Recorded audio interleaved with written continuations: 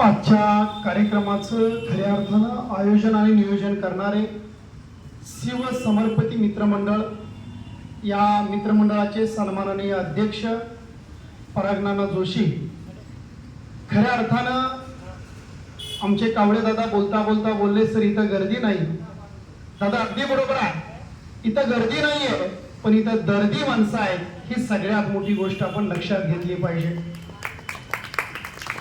खर तर संस्कृती, प्रकृती आणि विकृती याबद्दल आचार्य विनोबा भावे यांनी खूप सुंदर आणि मार्मिक शब्दामध्ये वर्णन केलेलं आहे. खर तर आम्हाला भूक लागणे हा प्रकृती धर्म आहे. आम्हाला भूक लागणे हा प्रकृती धर्म आहे. आम्ही जेवण करत असताना आमच्या समोर एखादा भुकेलेला माणूस आला असेल आणि तो माणूस भुकेलेला आहे हे सुद्धा आम्हाला माहित असून सुद्धा आम्ही जर समजा अधाशीपणे ते अन्न खात असू तर ही विकृती आहे. परंतु समोरचा माणूस भुकेलेला आहे हे माहिती आहे म्हणून स्वतःच्या अन्नातला एखादा घास घालून समोरच्या व्यक्तीच्या तोंडात घालणे ही संस्कृती आहे. आणि मला असं वाटतंय की दादा आज तुम्ही संस्कृतीचं दर्शन या ठिकाणी घडवताय. खरं तर चांगला विचार, चांगला आचार आणि मग चांगला समाज तयार होतो. असं म्हणतात विचार बदलले की स्वभाव बदलतो, विचार बदलले की स्वभाव बदलतो, स्वभाव बदलला की सवय बदलतात, सवय बदलली की व्यक्तिमत्व बदलतं आणि व्यक्तिमत्व बदललं तर भवितव्य माणसाचं आपोआप बदलतं. परंतु त्याची सुरुवात ही विचारातून होते. मला असं वाटतंय हा विचार बदलण्याचा जागर खऱ्या अर्थानं शिव समर्पित मित्रमंडळाने या ठिकाणी आयोजित केलेला आहे. ही सगळ्यात मोठी गोष्ट आहे. खरं तर आम्हाला शब्दांची शब्दांची यत्न करू, शब्दाच्या आमच्या जीवाचे जीवन, शब्दाचे वाटू धनजन लोक, ही जगद्गुरु तुकारामांची गाथा. आज या ठिकाणी शब्दांचा जागर आहे, परंतु हा जागर ऐकण्यासाठी जरी आमची माताप्रमाणे कमी असली तरी सगळ्यात महत्वाचं म्हणजे दर्दी लोक आहेत. ही आम्हाला कुठेतरी गोष्ट लक्षात घेता आली पाहिजे. आता दादानी सांगितलं छत्रपती शिवाजी महाराजांचा इतिहास, परंतु छत्रपती शिवाजी महाराजांचा इतिहास खऱ्या अर्थानं सांगण्यासाठी जो वेळ आहे वेळेचा कालखंड कमी पडतोय. राजांचा आदर्श फक्त आम्हाला नाहीये, राजांचा आदर्श फक्त महाराष्ट्राला नाहीये, छत्रपतींचा आदर्श हा फक्त हिंदुस्थानाला नाहीये तर छत्रपतींचा आदर्श ह्या उभ्या जगाला आहे. ही सगळ्यात मोठी गोष्ट आम्ही लक्षात घेतली पाहिजे. छत्रपती शिवाजी महाराजांच्या युद्धतंत्राचा अभ्यास आजही 132 राष्ट्रांमध्ये केला जातो. एवढं मोठं कर्तृत्व माझ्या राजाचा. आजची युवा पिढी यांनी छत्रपतींचा इतिहास वाचला, शंभूराजांचा इतिहास वाचला तर मला नाही वाटत की आजची युवा पिढी कुठेतरी वाम मार्गाला जाईल. काल परवा अन्नामध्ये वर्तमानपत्र वाचत बसलो होतो. वर्तमानपत्र वाचत असताना समोर एक चिंटू आजी सोबत, आजी त्या चिंटूला त्या मैदानात खेळताना मी पाहिलं. आजी त्या चिंटूचा देखभाल करण्यासाठी तिथे बसली होती. बघता बघता त्या चिंटूने बोलते आदल्या दिवशी रात्री सैराट नावाचा चित्रपट पाहिला असावा, टीव्ही वरती तो झाला असावा आणि तो कळत न कळत खेळता खेळता आपल्या आजीकडे बघून आजी झिंग झिंग झिंगाट, झिंग झिंग झिंगाट, झिंग झिंग झिंगाट म्हणत होता. हे पाहिल्यानंतर त्या आजीला खूप कौतुक वाटलं. त्या आजीने मुलाला जवळ घेतलं आणि आजीने त्याचे 2-4 पप्पा घेतले आणि बाळाचं कौतुक केलं. ही गोष्ट ज्यावेळेस मी पाहिली त्यावेळेस मला कुठेतरी विचार पडला की कुठेतरी आमच्या भारतीय भूतकाळावरती असणाऱ्या संस्कृतीवरती आणि आमच्या भविष्य काळातल्या असणाऱ्या संस्कृतीवरती कुठेतरी अंधार पडतोय आणि तो अंधार कुठेतरी आम्हाला बाजूला ठेवण्यासाठी शिव समर्पित असणाऱ्या या मित्रमंडळाने जे आज या ठिकाणी व्याख्यानरूपी पंक्ती ठेवलेली आहे, या पंक्तीची गरज आज या ठिकाणी आहे असं मला ठासून सांगावं असं वाटतंय. आम्ही पाहतो, आम्ही ऐकतो, आम्ही बघतो. आजचा युवा वर्ग कमी जरी असला तरी युवा वर्गांची कुठेतरी शक्ती थोड्याफार प्रमाणात आम्हाला पाहायला मिळते. आजचा युवा वर्ग कुठेतरी 4 चौकात थांबतोय, चौकामध्ये थांबतोय, पोरींची छेडछाड करण्यामध्ये व्यस्त आहे, कुठेतरी मोबाईलच्या आहारी गेलेला आहे, त्या मोबाईल मध्ये व्यस्त आहे. आणि कुठेतरी आम्हाला वाटतंय की या युवा वर्गाने बाजूला आलं पाहिजे. युवा ह्या जर बाजूला आला तर त्याच्यामध्ये एक वेगळी शक्ती तयार होईल. युवाच्या उलट जर केलं तर वायू तयार होतो आणि वायू हा कोणालाही ऐकत नाही. हे तुम्ही आम्ही पाहिलंय, निहाळलंय, अनुभवलंय. खरं तर हा युवा वर्ग ज्यावेळेस कुठेतरी 4 चौकात थांबतो, गप्पा टप्पा करताना कट्ट्यावरती आम्हाला पाहायला मिळतो, कुठेतरी आमची परिभाषा बदलते. कुठेतरी या युवकांच्या विचारांमध्ये जागर झाला पाहिजे, युवतींच्या विचारामध्ये जागर झाला पाहिजे, कुठेतरी त्यांचा त्यांचं आचरण बदललं पाहिजे, परंतु आचरण बदलण्यासाठी विचार महत्वाचे आहेत. विचार जर त्यांच्या मनामध्ये आले तरच ते आचरण बदलणार आहे, परंतु ते होताना दिसत नाहीये. परंतु आज या ठिकाणी विचारांचा सागर कुठेतरी बदलावं आचरण, म्हणून आज या ठिकाणी नियोजित केलेलं आहे. त्याबद्दल मनापासून कौतुक आहे. कवी कुसुमाग्रजांनी युवकांकडे पाहून खूप सुंदर कविता रचली होती.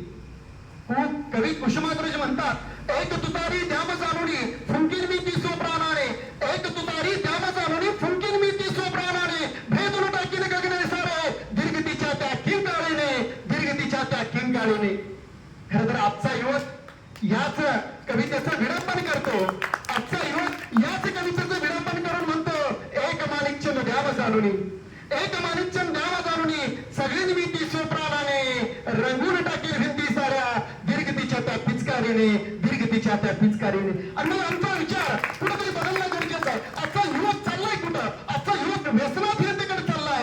आजचा युवक कुठेतरी व्यभिचार लाचाराकडे चाललेला आहे. आणि म्हणून आजच्या युवकांचा विचार बदलणं गरजेचं आहे. आणि हा विचार बदलण्यासाठी, हा व्यसनाधीनतेचा अंधार दूर करण्यासाठी आज या ठिकाणी शिवसमर्पित मंडळानं जी पंथी निर्माण केलेली व्याख्यान रूपी, खरं तर ही खूप लाख मोलाची आहे असं मला या ठिकाणी सांगावं असं वाटतंय. आज आमच्या घराघरांमध्ये घराला घरपण राहिलेलं नाही. आज आमच्या घराला तोरण आहे, वेलकमचं तोरण लावतोय, आल्या गेलेल्यांचं आम्ही स्वागत करतोय. एक काळ असा होता आणि आमच्या घरामध्ये एक संस्कृती होती, अतिथी देवो भव नावाची. आणि आलेल्या पाहुण्याला अगदी अतिथी मानायचो. अतिथी देवो भव, देवा समान आमचा हा पाहुणा आहे असं मानायचो. काळ बदलला, वेळ बदलली, काळाच्या प्रवाहात सगळं काही बदलत गेलं. मग आमच्या घरावरती तोरण आलं, सुस्वागतम. कळत न कळत आम्ही येणाऱ्या जाणाऱ्यांचं स्वागत करायला लागलो.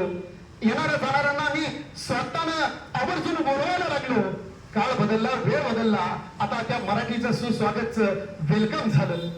काळाच्या प्रवाहात माणसाची मन संकुचित झाली आणि कळत न कळत खऱ्या अर्थानं आता माणसं संकुचित होऊन खऱ्या अर्थानं आपल्या विचारांचा परिभाषा कमी करू लागली, संकुचित करू लागली, संकुचित वृत्तीनं वागू लागली. जिथं अतिथी देवो भव नावाची संस्कृती होती ती वेलकमवर येऊन पोहोचली. आज तर आम्ही पाहतो, आज आमच्या घराच्या समोर पाटी लावलेली असते, कुत्र्यापासून सावध राहा. मग जिथं अतिथी देवो भव म्हणायचो, आज मात्र आमच्या घराकडे कोणी येऊच नाही म्हणून आम्ही आमच्या दारासमोर पाटी लावतोय. म्हणून घरातलं घरपण खऱ्या अर्थात कुठेतरी बाजूला गेलेलं आहे. ही सगळ्यात मोठी वस्तुस्थिती आपण स्वीकारली पाहिजे. आज घर म्हणजे सासू आणि सुनांचं युद्धभूमी झाले. याच कारण आहे, कारण आम्ही टीव्हीवरती कार्यक्रम पाहतो, टीव्हीवरती आम्ही मालिका पाहतो. मुरांबा,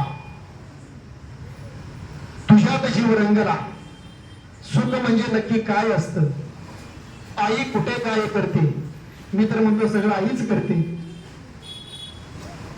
प्रेमाची गोष्ट, घरोघरी मातीच्या चुली, हे सगळे कार्यक्रम लोक बघायला लागले आणि स्वतः त्या पात्रामध्ये वास्तवात जगायला लागले. आणि खऱ्या अर्थानं घर नावाची आता कुठेतरी आमची संस्कृती, घर नावाची आता कुठेतरी आमची परंपरा बदलत चाललेली आहे. आणि म्हणून ती घर नावाची परंपरा जपण्यासाठी, ती संस्कृती जपण्यासाठी आम्हाला खऱ्या अर्थानं अशा प्रकारची विचारांची पंथी लावणं गरजेचं आहे.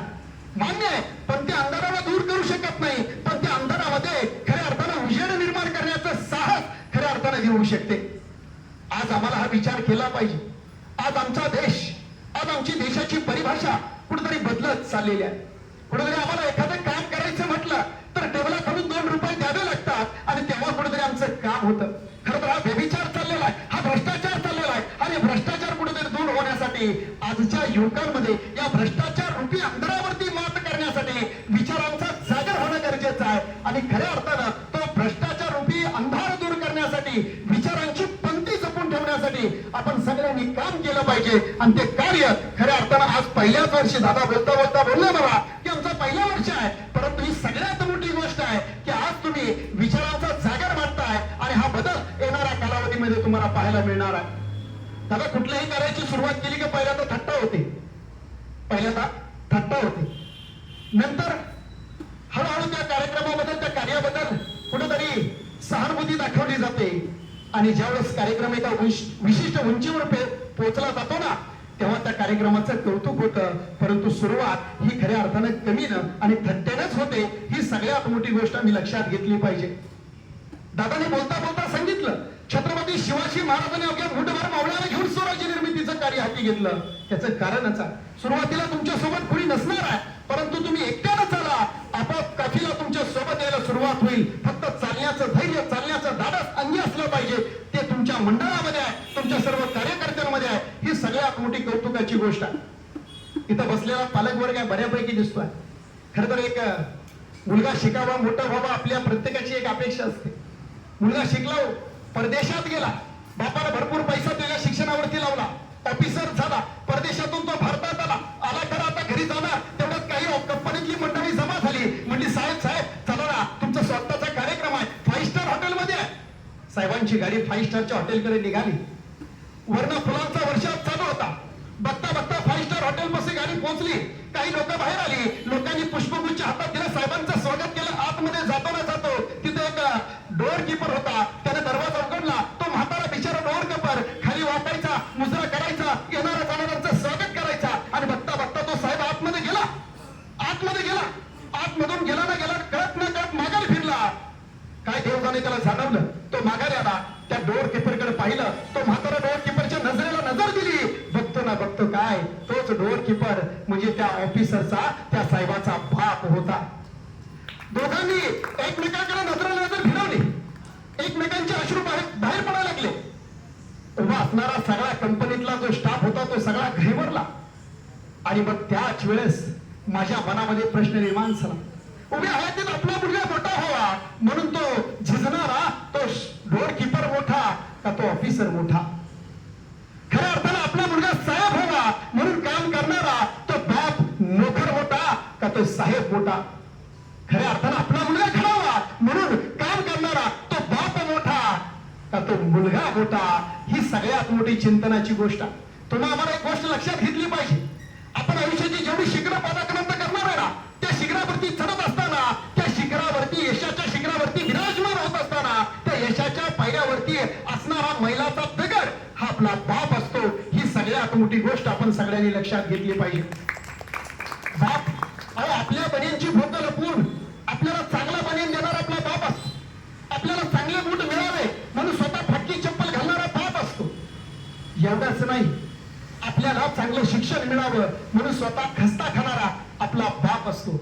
कुठेतरी आम्ही ही गोष्ट लक्षात घेतली पाहिजे, आमच्या उडात घेतली पाहिजे. अहो, इमारत भरपूर मोठी होते हो, आपण या आयुष्यात भरपूर यशस्वी झाल्यानंतर त्या इमारतीचा पाया कुठं आहे ते लक्षात ठेवा. तो पाया म्हणजे आपला बाप असतो, जो कधी दिसत नाही. आपणही आपल्या जीवनामध्ये भरपूर यशस्वी झालो, पण आपल्या यशामागचा सगळ्यात मोठा कारण हा आपला बाप असतो. बाप रागवतो, मारतो, हाणतो, बोलतो. आई कुठेतरी चुकाला पांघरून घालते, जाऊ दे बाबा पुढच्या वेळेस करू नको, परंतु बाप बोलतो, त्याच्या मागची भूमिका ही सगळ्यात मोठी आपण सगळ्यांनी लक्षात घेतली पाहिजे. काल परवा मला एकाने प्रश्न विचारला, सर श्रीमंत कोण हो, या जगात श्रीमंत कोण? मी म्हटलं ज्याला आई बाप आहेत ना तो या जगात सगळ्यात श्रीमंत. मला त्यांनी दुसरा प्रश्न विचारला, सर या जगात यशस्वी कोण हो? मी म्हटलं दादा, ह्या जगात यशस्वी तोच आहे ज्याला आपल्या आई बाबाची किंमत कळली, तो जगात सगळ्यात यशस्वी आहे. मला त्यांनी दुसरा प्रश्न पडला, मला म्हटलं सर ह्या जगात नालायक कोण? मी म्हणलं राजा, ज्याने आपल्या आई बाबाला त्रास दिला ना, ज्याने आपल्या आई बाबाला छळला ना, ज्याच्या कृतीमुळे आई बाबाच्या डोळ्यात अश्रू आले ना, तो सगळ्यात नालायक. हे लक्षात ठेव. मला पुढचा प्रश्न केला, मग सर मला सांगा ह्या जगात सगळ्यात महान कोण? मी त्याला सांगितलं, राजा रे, ह्या जगात सगळ्यात महान तोच ज्यांनी आपल्या आई बापाची स्वप्न पूर्ण केली ना, तो या जगात सगळ्यात महान. राजानं दुसरं काही करू नका, आपल्या आई बापाची स्वप्न पूर्ण करा. तुमच्यासारखा या जगात दुसरा महान कुणीच असू शकणार नाही. ही सगळ्यात मोठी गोष्ट आपण लक्षात घेतली पाहिजे. खरं तर आम्ही सगळेजण काम करतोय, चालतोय, फिरतोय, परंतु हे करत असताना आम्हाला वाटलं जातं, आम्हाला म्हटलं जातं, आम्हाला बोललं जातं, आम्हाला सांगितलं जातं की आमच्या मतीला कोण आहे, आमच्या सोबतीला कोण आहे, आमच्या पाठीशी कोण आहे. आमची परिस्थिती तशी नाही ना म्हणून आम्ही मागे पडलो. मी गोष्ट एक आवर्जून सांगू इच्छितो, परिस्थिती कधीच आयुष्यात कारणीभूत ठरू शकत नाही. तुम्ही आयुष्यात मोठं होण्यासाठी किंवा तुम्ही आहे त्या परिस्थितीत राहण्यासाठी परिस्थिती कधीच कारणीभूत ठरू शकत नाही. माणूसच परिस्थिती बदलवू शकतो आणि माणूसच परिस्थिती घडवू शकतो. ही सगळ्यात मोठी गोष्ट आपण लक्षात घेतली पाहिजे. पण त्यासाठी काय हवं? त्यासाठी हवाय प्रयत्न. तो प्रयत्न दाखवण्यासाठी नको आहे, तो स्वतःहून स्वतःला सिद्ध करण्यासाठीचा प्रयत्न असला पाहिजे. ही सगळ्यात मोठी गोष्ट आपण लक्षात घेतली पाहिजे. एकदा एका वृद्ध गृहस्थाला त्याचा आंधळा मित्र भेटायला आला. आंधळा होता विचार. बऱ्याच दिवसानंतर भेटायला आले. गप्पा वाढत गेल्या, गप्पा एवढ्या वाढत गेल्या की अंधार कधी झाला कळलंच नाही. शेवटी तो आंधळा मित्र जायला निघाला आणि जात असताना त्याच्या वृद्ध मित्राने त्याच्या हातामध्ये कंदील दिला आणि म्हणलं, हा तुझ्याकडे कंदील ठेव. तेव्हा तो आंधळा मित्र त्याला म्हणाला, अरे बाबा रे, हा कंदील कशासाठी? मी तर आंधळा, मला दिसतंय कुठं, हा कंदील कशासाठी? आणि त्यावेळेस तो वृद्ध गृहस्थ त्याला म्हणाला की राजा, हा कंदील तुझ्यासाठी नाहीये. ज्यावेळेस तू अंधारात चालत जाणार आहे त्यावेळेस समोरून कुणी येत असेल तर तो तुझ्या अंगावरती धडकू नये, त्याची तुझी धडक होऊ नये म्हणून हा कंदील आहे. त्या तुझ्यासाठी हा कंदील नाहीच आहे. समोरचा कोणीही व्यक्ती तुझ्यावरती आदळू नये ना म्हणून हा कंदील दिलाय. ठीक आहे, त्याने हातात कंदील घेतला, काही अंतर चालत गेला. बघतो ना बघतो काही अंतरामध्ये एक व्यक्ती त्याच्या अंगावरती आदळली, धडक बसली आणि त्यावेळेस तो आंधळा ग्रस्त थबकला आणि म्हणाला, का रे बाबा, तुला दिसत नाही का माझ्या हातामध्ये कंदील आहे? तो दिसत नाही, एवढा तो अंधारात धडकला कसं काय? आणि त्यावेळेस त्या समोरच्या व्यक्तीने खूप सुंदर मार्मिक उत्तर दिलं की बाबा रे, तुझ्या हातातला कंदील भिजलाय हे तुझ्या लक्षात नाही आलं का? आणि त्यावेळेस तो आंधळा ग्रस्त हसला आणि म्हणाला, माझ्या हातातला कंदील भिजलाय ही गोष्ट माझ्या लक्षात नाही आली, पण एक गोष्ट मात्र लक्षात आली की उसने घेतलेला उजेड फार काळ टिकत नाही. जीवनामध्ये, आयुष्यामध्ये एखादी गोष्ट आपण घेतो ना, तात्पुरत्या स्वरूपात मिळते ना, ती फार काळ टिकणार नाही. टिकणार कोणती गोष्ट? स्वकर्तृत्वाने उभी केलेली प्रत्येक गोष्ट ही कायमस्वरूपी टिकत असते. ही बाब आपण सगळ्यांनी गांभीर्याने घेतली पाहिजे असं मला या ठिकाणी सांगावं असं वाटतंय. काल परवा एका गॅदरिंगच्या कार्यक्रमाला गेलो होतो. खरं तर आजचा युवक वर्ग कमी प्रमाणात आहे, पण आवर्जून सांगतो. खूप सुंदर आणि चांगला किस्सा घडला. आमचे मित्र कर्णवर सर सुद्धा आलेले आहेत. कार्यक्रमाला बऱ्याच ठिकाणी आम्हाला जावं लागतं. कार्यक्रमाला जात असताना त्या ठिकाणी व्यासपीठावरती गेलो. आम्हाला समोर स्थानापन्न केलं. कार्यक्रम चालू झाला. गॅदरिंगचा कार्यक्रम होता, स्नेहसंमेलनाचा कार्यक्रम होता. आणि स्नेहसंमेलनाच्या कार्यक्रमामध्ये काही युवक समोर आले, काही युवती समोर आल्या, काही युवक युवती समोर दिसल्या. मला वाटलं आता यांच्यामध्ये कुठेतरी देशभक्तीपर गीत सादरीकरण होतंय की काय. मला वाटलं आता ही युवा ताकद आहे, युवा शक्ती आहे, आमचा देश, आमचा समाज, आमचं राज्य, आमचं राष्ट्र कसा घडतोय यावरती भाष्य करते की काय असं मला वाटलं. मुलाने हातात माईक घेतला आणि मुलं बोलायला लागला. मुलाच्या हातात माईक आला, मुलगा बोलता बोलायला लागला, किती मारू मी फेऱ्या, किती मारू मी हाका ग, किती मारू मी फेऱ्या, किती मारू मी हाका ग, या जगात नाही माझी आता कुठेही शाखा ग, या जगात नाही माझी आता कुठेही शाखा ग. आणि त्याच वेळेस त्याला प्रत्युत्तर देण्यासाठी एक युवती समोर आली आणि युवती बोलता बोलायला लागली, कशाच मारतो उगाच आपल्या लंब्या चौड्या बातार, कशाच मारतो उगाच आपल्या लंब्या चौड्या बातार, तुझ्यासारखे कितीक झुरवले असेच येता जाता रे, असेच येता जाता रे. हे कार्यक्रम निम्म्यातून सोडून मी माघारी आलो. मला वाटलं एक आपल्या विचाराचा परामर्श इथं दिसत नाही, विचारांचा जागर इथं होत नाही, आपण कुठेतरी गेलं पाहिजे. खरं तर माणसं घडतात कुठून घडतात? ही त्यागातून घडतात, ही समर्पित वृत्तीतून घडतात. ही सगळ्यात मोठी गोष्ट आम्ही लक्षात घेतली पाहिजे. आज पालकत्व निभावताना तारेवरची कसरत करावी लागते. आज पालक म्हणून आपल्याला प्रत्येक अडचणीला, प्रत्येक समस्येला खऱ्या अर्थानं आपल्या विद्यार्थ्याच्या प्रत्येक बाबतीत कशा पद्धतीने याला सामोरं जावं हा प्रश्न कॉलेजला जाणारा युवक असो, या मोठी वस्तुस्थिती. एका घरामध्ये हट्ट झाला, पप्पा ट्रिपला जायचं चालू केला. बाबा ट्रिपला बिपला वगैरे वगैरे काही शक्य नाही, पैशाची अरेंजमेंट होणार, जाऊ नको म्हटल्यानंतर मुलांनी गोंधळ घातला. शेवटी आईकडे गेला. आईने सांगितलं, बाबा नाही जमणार, पप्पा असे तसे म्हणताय, तुला जाणं शक्य नाही. 2 दिवसाचा कालखंड निघून गेला आणि 2 दिवसानंतर आईनं पप्पांकडून ट्रिपला जाण्याची परवानगी मागितली. मुलाला परवानगी मिळाली, सहलीला जायला मुलगा निघाला. पण माझ्या मनामध्ये प्रश्न पडतो, जर आम्ही नंतर हो म्हणणार असो तर अगोदर का नाही म्हणायचं? साधं सोपं समीकरण आहे. एकदा एका घरामध्ये एक घटना घडली. एका मुलानं आपल्या वडिलांकडे मागणी केली, पप्पा मला मोटरसायकल घ्यायची, टू व्हीलर घ्यायची. जशी काय मुलानं मागणी केली तसा पप्पांनी रुद्रावतार धारण केला. जणू काही शंकराने तिसरा डोळाच उघडलाय. अख्खा घरामधलं माहोल चेंज झालं. वडिलांनी रागावले, बोलले, टापरले, तुला गरज काय टू व्हीलरची, काय गरज आहे भाऊ, मी माझ्या आयुष्याची 30-35 वर्ष कधी टू व्हीलर वापरली नाही, तू 18, 20, 22, 21 वर्षाचा मुलगा तुला टू व्हीलर कशाला पाहिजे. बराच काय चर्चा घरात चालू झाली. शेवटी ते पोरगं शांत झालं, एकांतात गेला आणि विचार करू लागलं, हे माझे वडील कधी माझं ऐकतच नाही. मी त्यांना नेहमी कधी ना कधी काही गोष्ट मागितली तर ते मला कधी देतच नाही. वडिलांमध्ये नकारात्मकता तयार झाली. आणि अशीच घटना दुसऱ्या एका परिवारामध्ये घडली. तिथल्या मुलाने सुद्धा पप्पा मला मोटरसायकल पाहिजे, मला गाडी घ्यायची, मला टू व्हीलर पाहिजे. ते वडील जरा तेज संसारी होते. खरं तर शक्ती आणि दिशा जर आपण योग्य पद्धतीने वापरली तर त्याचा परिणाम काय होतो याचं एक मूर्तिमंत उदाहरण आहे. त्या वडिलांनी त्याला सांगितलं, बाबा रे तुला टू व्हीलर पाहिजे ना, बर हरकत नाही, संध्याकाळी आपण बोलू. सकाळी जाताना ऑफिसला वडिलांना त्यांनी सांगितलं की मला टू व्हीलर पाहिजे.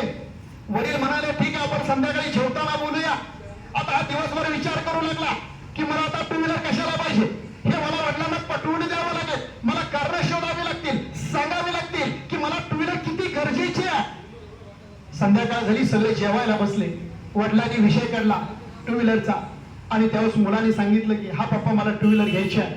वडील म्हणले ठीक आहे, हरकत नाही, एक काम कर, उद्या शोरूम मध्ये जा, सगळी माहिती घेऊन ये. मुलगा शोरूम मध्ये गेला. दुसऱ्या दिवशी त्यांनी सगळं माहिती पत्रक आणलं. संध्याकाळी जेवताना पुन्हा विषय निघाला. सगळं माहिती पत्रक वडिलांना दाखवलं. मग वडिलांनी पुन्हा नवीन 2-4 प्रश्न केले. बाबा ही गाडी जी आहे, ही गाडी जर आपण घेतली तर या गाडीला ॲव्हरेज किती आहे, ह्या गाडीला हप्ता कितीचा परवडेल, माझा पगार एवढा आहे, गाडीच्या इंजिनची कॅपॅसिटी किती आहे, आपल्याला किती हप्ता देणं शक्य आहे, याच्यावरती व्याजदर किती जाऊ शकतं. आणि या सगळ्या गोष्टींची चर्चा केल्यानंतर त्या प्रश्नाची उत्तर मुलाकडे नव्हती. परत दुसऱ्या दिवशी पोरगं उठलं आणि शोरूम मध्ये गेलं. कधीही शेजारच्याकडे वर मान करून न बघणारं पोरगं रोज शोरूम मध्ये जात होतं, नवीन नवीन माहिती घेऊन येत होतं. आणि परत शोरूम मध्ये गेल्यानंतर माहिती आणली. संध्याकाळी जेवताना पुन्हा विषय निघाला. आणि मग वडिलांनी विचारलं की बाबा रे माझा पगार एवढा येतोय, यातून एवढा हप्ता गेला तर कशा पद्धतीने आपण हप्ता देऊ शकतो, तुझ्या बसचा खर्च किती येतोय, तुला वैयक्तिक पेट्रोलला किती खर्च लागणार आहे, ह्या सगळ्या गोष्टीची इथं मग चर्चा झाली. आणि असं जवळजवळ 10-15 दिवस चाललं. खर तर मुलं हो किंवा नाही हे उत्तर येऊपर्यंत ऐकतात. त्याच्यानंतर मात्र वेगळ्या पद्धतीने त्यांचं चालू होतं वर्तन. आणि झालंही तसंच. हा सगळा कालखंड 15 दिवसाचा गेला. 15 दिवसानंतर मुलांनी कंपॅरिझन केलं, चार्ट बनवला. वडिलांना येणारा पगार, यातून जाणारा हप्ता, यातून होणारा खर्च आणि माझ्यासाठी लागणारा बसला खर्च, पेट्रोलला खर्च आणि त्यातून होणारा खर्च याचं कंपॅरिझन केलं. 15 दिवसानंतर मुलगा पप्पांच्या जवळ आला आणि म्हणाला, पप्पा आपण टू व्हीलर, आपण मोटरसायकल पुढच्या वर्षी घेऊ. मोटरसायकल तुम्ही या वर्षी घेताय की पुढच्या वर्षी घेताय हे महत्वाचं नाहीये. या ठिकाणी मुलाची शक्ती तुम्ही योग्य दिशेने जर वापरली, खरं तर समस्या मुलांची असली किंवा अडचण असली, त्याचं उत्तर त्या प्रश्नाचं मुलांच्या आतून जर आलं ना, तेव्हा ते निरागस योग्य पद्धतीने होतं, योग्य उपाय सुचतो, योग्य ठिकाणी त्या मुलाला त्याचं समाधान सुद्धा मिळतं. म्हणून पालकत्व म्हणून आम्हाला आमच्या मुलांना हो किंवा नाही म्हणण्या अगोदर त्याच्याकडून ती ताकद, ती शक्ती असताना जर आम्ही योग्य अनुभवाच्या माध्यमातून दिशा दिली तर खऱ्या अर्थानं आम्हाला योग्य मुलगा, योग्य पुत्र, योग्य युवक घडवताना अडचणी कमी येतील असं मला या ठिकाणी आवर्जून सांगावं असं वाटतंय.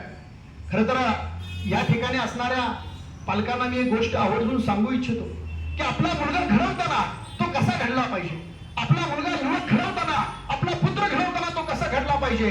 तर उद्या हयातीत त्यानं कसल्याही प्रकारचं स्वतःला खाण ठेवता कामा नये. हा छत्रपतींचा इतिहास आहे, हा या महाराष्ट्राच्या मातीचा इतिहास आहे. छत्रपतींनी आम्हाला शिकवलेला आहे. कारण छत्रपतींचा इतिहासामध्ये बऱ्याच अशा गोष्टी आहेत ज्या आम्हाला ऐकायला, पाहायला, वाचायला मिळतात. छत्रपती शिवाजी महाराजांच्या राज्याच्या काळातली गोष्ट आहे. छत्रपती शिवाजी महाराजांना स्वराज्य निर्मितीच्या कार्यामध्ये पैसा कमी पडत होता आणि पैसा कमी पडत होता म्हणून शिवाजी महाराजांनी आता विचार करावं काय, आणि त्यावेळेस ते सावकाराकडे गेले. खर तर शिवाजी महाराज होते आजच्या सारखा फोन करू शकले असते, 2 पेटी भेज दो. नाही. सरदाराला पाठवू शकले असते, छत्रपती होते. नाही. स्वतः सावकाराकडे गेले आणि सावकाराला सांगितलं मला 2 लाख होण्याचं कर्ज हवंय. सावकाराने प्रश्न केला, शिवाजी महाराज म्हणून आलात का छत्रपती शिवाजी राजे म्हणून आलात? आणि त्यावेळेस आमच्या राजाने उत्तर दिलं, कर्जदार छत्रपती शिवाजी महाराज म्हणून या ठिकाणी मी आलो आहे. सावकाराने विचारलं, 2 लाख होण्याचं कर्ज हवंय राजा तुम्हाला, पण राजा तुम्हाला काहीतरी घाण ठेवावं लागेल. शिवाजी महाराज म्हणले, अरे उभं रयत, हे सगळं स्वराज्य रयतेचं, हे सगळं स्वराज्य रयतेच्या मालकीचं, माझ्या स्वतःच्या मालकीचं असं काय आहे जे मी घाण ठेवू? नाही राजा, तुम्हाला घाण ठेवावं लागेल. शिवाजीराजे म्हणले, अरे माझ्याकडे घाण ठेवण्यासारखं नाही रे काय? नाही राजा, तरी सुद्धा तुम्हाला काहीतरी घाण ठेवावं लागेल. शिवाजी महाराजांच्या बाजूला एक गवताची काडी पडली होती. शिवाजी महाराजांनी ती काडी उचलली आणि त्या सावकाराच्या हातात धरली. सावकाराच्या हातात दिलं आणि सांगितलं, मला 2 लाख होण्याचं कर्ज द्या. त्या सावकारानं ती काडी तिजोरीमध्ये सुरक्षित ठेवली. 2 लाख होण्याचं कर्ज दिला. बघता बघता स्वराज्याच्या मोहिमा निघाल्या, स्वराज्यात पैसा आला. राजाने 2 लाख होत आणि 50,000 होत व्याजाचे असे 2.5 लाख होत घेऊन सावकाराकडे आले. सावकाराच्या हातात 2.5 लाख होत ठेवले आणि राजा त्या सावकाराला म्हणाले, मला माझ्या गवताची काडी परत द्या. आणि त्याच सरशी त्या सावकारानं तिजोरी सुरक्षित ठेवलेली गवताची काडी त्या आमच्या राजांच्या हातात ठेवली आणि आमच्या राजांच्या बाजूला कोंडाजी उभे होते आणि कोंडाजी राजाला म्हणाले, राजा गवताची काडी ती घेतली काय आणि न घेतली काय? आणि त्या सरच्या राजा काढला नाही कोंडाजी, या स्वराज्याची गवताची काडी सुद्धा कोणाकडे गहाण राहता कामा नये, ही गोष्ट लक्षात घ्या. उभे होते, एक गोष्ट तुम्ही आम्ही लक्षात घेतली पाहिजे, कधीही आमच्या मुलांना, आमच्या विद्यार्थ्यांना, आमच्या युवकांना घडवताना कुणाकडे गहाण राहता कामा नये, ही काळजी आपण सगळ्यांनी घेतली पाहिजे, असं मला या ठिकाणी आवर्जून सांगायचं आहे. खरं तर पालक म्हणून आपण सगळेजण आपल्या मुलांच्या बाबतीत संवेदनशील असतो. आपण पालक म्हणून आपल्या मुलांना कुठेतरी आलेल्या अपयशाचा सामना करताना त्याला कुठेतरी त्रास पडू नये म्हणून आम्ही काळजी घेत असतो. खरं तर अपयश आलं पाहिजे, कारण अपयशातूनच यशाची किंमत आम्हाला चाकता येते, अपयशातूनच आम्हाला यश समजतं, ही गोष्ट आमच्या लक्षात आली पाहिजे. अहो, अपयश आलं म्हणून तर मिल्टनला कशाचा अर्थ होता? मिल्टन हा आंधळा होता, परंतु या मिल्टननं इंग्रजीमध्ये सुंदर अशा कवितेचं रचनात्मक काम केलेलं आहे. आंधळा माणसाने सुद्धा निसर्गावरती सुंदर अशा कविता रचलेल्या आहेत. बोतो नावाचा जगप्रसिद्ध संगीतकार होऊन गेला, त्याला कशाचा अर्थ होता? अहो, तो बहिरा होता. तरी सुद्धा जगप्रसिद्ध असा तो संगीतकार झाला. तो जेव्हा संगीत निर्माण करायचा ना, साहित्य गोळा करायचा, समोर लोकांचा टाळ्यांचा कडकडाट ऐकवायचा आणि मग त्याला कळायचं रे आपलं संगीत उत्तम झालेलं आहे. फ्रँकलिन डी रुझवेल्ट अमेरिकेचे होऊन गेलेले राष्ट्राध्यक्ष, त्यांना कशाचा अर्थ होता? अहो, त्यांना व्हीलचेअर वापरावी लागायची, पण एक महान नेता म्हणून खऱ्या अर्थाने त्यांचा उदय झाला होता. आम्ही डॉक्टर एपीजे अब्दुल कलाम यांचा आवर्जून उल्लेख करतो. डॉक्टर एपीजे अब्दुल कलाम हे भारत देशाचे स्वतंत्र भारताचे 11वे राष्ट्रपती, ज्यांनी देशाच्या 7 समुद्राच्या पलीकडे संशोधनाचं सगळ्यात मोलाचं कार्य केलं. तेच डॉक्टर एपीजे अब्दुल कलाम घडले कसे माहितीये? लहानपणी दारोदार वृत्तपत्र टाकावं लागायचं, शिक्षणासाठी कॉलेजला फी भरायला पैसे नाहीत म्हणून बहिणीच्या दागिने गहाण ठेवलेला हा माणूस घडला. एवढंच नाही, अमेरिकेचे होऊन गेलेले राष्ट्राध्यक्ष बराक ओबामा, आई वडिलांशिवाय वाढलेला हे पोर आहे, आई वडिलांशिवाय, आणि कृष्णवर्णीय आहे. दक्षिण आफ्रिकेत जी कृष्णवर्णीय लोक आहेत ती लोकांपैकी तो आहे. तरी सुद्धा अमेरिकेच्या राष्ट्राध्यक्ष पदापर्यंत मजल त्यांनी गेली. डॉक्टर स्टीफन हॉकिंग, ज्याला स्वतःच शरीर हलवता येत नव्हतं, त्याने जग हलवणारं संशोधन केलं. ही सगळ्यात मोठी गोष्ट आम्ही लक्षात घेतली पाहिजे. आम्हाला माहिती आहे सचिन तेंडुलकर इयत्ता 10वी मध्ये असताना इंग्रजी विषयात नापास झालेला आहे, पण क्रिकेट विश्वातला ज्याला देव मानला जातो तो सचिन तेंडुलकर आहे. आव्हानं येतात, अडचणी येतात, समस्या येतात, परंतु त्याचा कुठेतरी आम्ही विपर्यास न करता त्या अडचणींवरती मात करणं आणि कर्तृत्व सिद्ध करणं, ही सगळ्यात मोठी गोष्ट आम्ही लक्षात घेतली पाहिजे. शाहरुख खान आपल्या सगळ्याला माहिती आहे. शाहरुख खान, ज्याला मी किंग खान म्हणतो, इयत्ता 5वी मध्ये असताना हिंदी विषयात नापास झालेला पोरगा आहे शाहरुख खान. आज सिनेमा सृष्टीमधला किंग खान म्हणून ज्याची ओळख आहे. एवढं मोठं कर्तृत्व आहे. अमिताभ बच्चन सगळ्यांना माहिती आहे. अमिताभ बच्चन ज्यावेळेस निवेदकाची इंटरव्ह्यू देण्यासाठी मुंबईला आले, निवेदक आकाशवाणीवरती निवेदकाचं काम आहे तुम्हाला या आणि इंटरव्ह्यू झाली, रिझल्ट त्यांच्या हाती सांगितलं, अमिताभजी तुमचा आवाज बरोबर नाही, तुमचं रिजेक्ट झालेलं, तुम्ही जा निघून इथून. आज त्याच अमिताभच्या आवाजासाठी करोडो रुपये मोजले जातात. ही सगळ्यात मोठी गोष्ट आम्ही लक्षात घेतली पाहिजे. आमच्यातल्या उणिवा जरी असल्या तरी आमच्यातले काही बलस्थान आहेत, ती बलस्थान आम्हाला ओळखता आले पाहिजे. ही सगळ्यात मोठी गोष्ट आम्ही लक्षात घेतली पाहिजे. पालक म्हणून आम्ही आमच्या मुलांना संघर्ष करू दिला पाहिजे, अडचणींचा सामना करू दिला पाहिजे.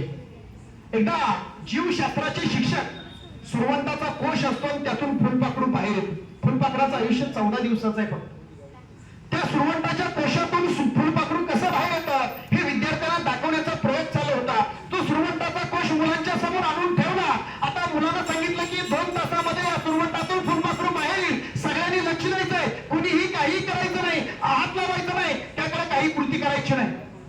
आणि त्या 2 तास ते शिक्षक निघून गेले आणि काही वेळानंतर त्या कोशातून फुलपाखरू बाहेर यायला लागलं.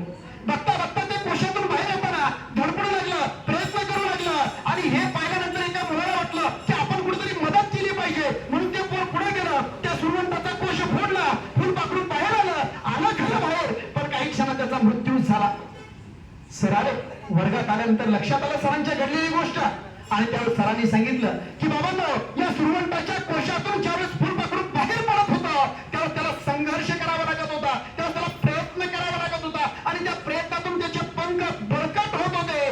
तो प्रयत्न करत असताना तुम्ही मदत केली, त्या प्रयत्नापासून त्याला वंचित ठेवलं, म्हणून तो आज ते फुलपाखरू हे जगात राहिलं नाही, त्याचा मृत्यू झाला. खरं तर पालक म्हणून आम्ही आमच्या मुलांना कुठेतरी मदत करून त्यांना प्रयत्नापासून वंचित तर ठेवत नाही ना, हा प्रश्न आपण स्वतःला विचारला पाहिजे. ही काळाची गरज आहे. आपण त्या बाबतीत थोडं सुज्ञ आहात आणि आपण सगळेजण त्या पद्धतीने विचार केला पाहिजे. मुलांना प्रयत्न करू दिला पाहिजे, त्यांना कुठेतरी धडपड दिला पाहिजे, त्याला संघर्ष करू द्यावा लागेल. जेव्हा कुठेतरी तो संघर्ष करेल, जेव्हा कुठेतरी तो प्रयत्न करेल, तेव्हा तो उभा राहील, तेव्हा तो चमकेल, तेव्हा तो धावेल. त्याच्यामध्ये ती हिंमत, ती जिगर, ती ताकद आपण निर्माण केली पाहिजे आणि पालक म्हणून ती नैतिक जबाबदारी आपल्या सर्वांची आहे.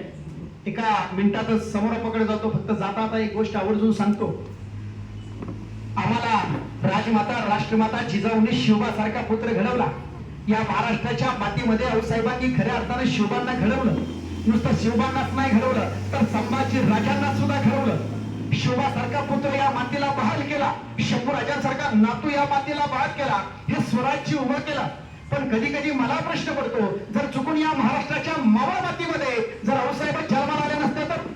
आऊसाहेब तुम्ही नसता तर नसते दिसली अंगणामध्ये तुळस. आऊसाहेब तुम्ही नसता तर नसते दिसली अंगणामध्ये तुळस. तुम्ही नसता तर नसते दिसले मंदिरावरती उंचचे उंच कळस. मग सुवासनीच्या किंकाऱ्या विरल्या असत्या राणी, मग सुवासनीच्या किंकाऱ्या विरल्या असत्या राणी आणि आमच्या मावळ्यांच्या रक्ताचं झालं असतं पाणी, झालं असतं पाणी.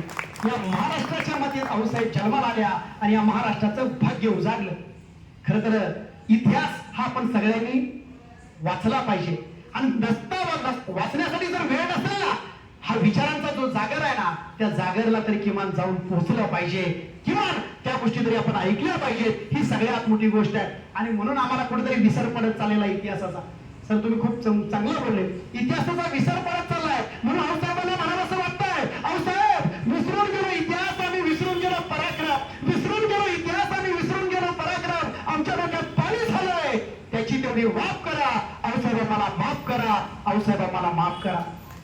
अहो ज्यांनी शहाजींचा वसा घ्यायचा तेच ओरडत हिंडत आहेत, ज्यांनी शहाजींचा वसा घ्यायचा तेच ओरडत हिंडत आहेत. घराघरातल्या आजच्या जिजाऊ सासवांसोबत भांडत आहेत. हे बदलण्याचं कुणाचाही टाप नाही, तेवढी तुम्ही टाप करा. आऊसाहेब आम्हाला माफ करा, आऊसाहेब आम्हाला माफ करा. केस केवढे वाढले, पोकळ मात्र मस्तक आहे. केस केवढे वाढलेले, पोकळ मात्र मस्तक आहे. फार थोड्या घरांमध्ये मुलांसाठी पुस्तक आहे. तुटपून गेलेल्या विचारांचे तुम्ही येऊन काप करा, तुटपून गेलेल्या विचारांचे तुम्ही येऊन काप करा. आऊसाहेब आम्हाला माफ करा, आऊसाहेब आम्हाला माफ करा. घराघरातला आजचा शिवाजी व्हिडिओ गेमवर खेळतोय, घराघरातला आजचा शिवाजी व्हिडिओ गेमवर खेळतोय, गुटख्यांच्या पुढ्या खाऊन टीव्ही समोर लोळतो आहे. हे बार शो तेवढे फ्लिप करा. माझा मला मासाहेब आम्हाला माफ करा, मासाहेब आम्हाला माफ करा ही म्हणायची वेळ आज या ठिकाणी आलेली आहे. आज खऱ्या अर्थानं शिव समर्पित या मित्रमंडळाने आज श्री गणेशाच्या खऱ्या अर्थानं या ठिकाणी मूर्तीची प्रतिष्ठापना करून बघा पहिलंच वर्ष, कार्यक्रमाचं पहिलं वर्ष आणि आज विचारांचा या ठिकाणी योग्य असा जागर या ठिकाणी घातलेला आहे. मी दादांना आवर्जून सांगू इच्छितो, खरं तर आपण केलेला हा एकदम स्तुत्य उपक्रम आहे. काळाची गरज आहे. आज विचारांची परिभाषा बदलण्याची गरज आहे. आपल्या या आजच्या कार्यक्रमासाठी मी मनापासून शुभेच्छा देतो. आज खऱ्या अर्थानं या ठिकाणी मला बोलण्याची, आपल्या सर्वांसमोर या ठिकाणी व्यक्त होण्याची संधी मला या ठिकाणी दिली, हे या ठिकाणी मी या ठिकाणी माझं स्वतःचं भाग्य समजतो. आपण सगळ्यांनी एवढा वेळ मला ऐकून घेतलं त्याबद्दल या ठिकाणी सर्वांचं मी या ठिकाणी ऋण व्यक्त करतो. जाता आता आपणा सर्वांना एक सांगतो की जय शिवराय, जय शंभूराजे, जय छत्रपती. हा जय आपल्या मनामनात, आपल्या नसानसात आणि आपल्या काळजात भिनला पाहिजे. ही सगळ्यात मोठी गोष्ट आपण लक्षात ठेवावी.